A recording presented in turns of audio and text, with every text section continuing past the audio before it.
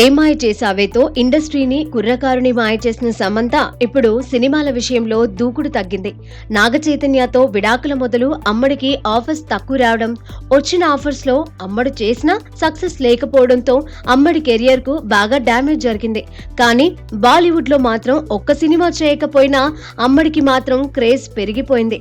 Family men 2 web series తో బాలీవుడ్ కు దగ్గరైన సమంత ఆ తర్వాత రీసెంట్ గా వచ్చిన సీటాడెల్ తోనూ మంచి సక్సెస్ ను సాధించింది. కానీ సౌత్ ఇండస్ట్రీకి మాత్రం పూర్తి స్థాయిలో దూరమైంది.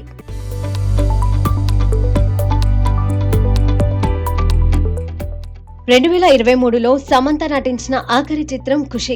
ఆ తర్వాత మయోసైటిస్ వల్ల కొంతకాలం సినిమాలకు వెబ్ సిరీస్లకు దూరమైంది. సీటాడెల్ వెబ్ సిరీస్ లో యాక్షన్ ఎపిసోడ్స్ యాక్టింగ్ పరంగా మెప్పించినా బాలీవుడ్ లో మాత్రం పెద్దగా ఆఫర్స్ మాత్రం రావట్లేదు. సౌత్ నుంచి ఆఫర్స్ వస్తున్నా వాటిని చేయడానికి అమ్మడు ఇష్టపడటం లేదు. దీంతో సమంత సౌత్ ఇండస్ట్రీకి పూర్తి స్థాయిలో దూరం అవుతోందా అనే టాక్ బాగా స్ప్రెడ్ అవుతోంది. పోనీ బాలీవుడ్ లో ఏమైనా ఆఫర్స్ ఉన్నాయా అంటే అదీ లేదు. మరి ఈ అమ్మడు ఇలా సౌత్ ఇండస్ట్రీని కాదనడానికి రీజన్ ఏంటో అటు ఫ్యాన్స్ తో పాటు నిర్మాతలకు కూడా తెలియడం లేదట.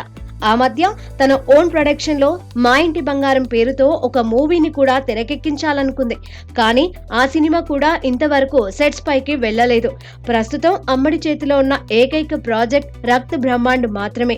రాజన్ డీకే దర్శకత్వంలో వస్తున్న ఈ వెబ్ సిరీస్ పై అమ్మడు చాలా ఆశలే పెట్టుకుందట. ఒకవేళ ఇది కూడా వర్కౌట్ కాకపోతే అమ్మడు పూర్తి స్థాయిలో ఇండస్ట్రీకి దూరం అయ్యే అవకాశం ఉందంటున్నారు సినీ వర్గాలు.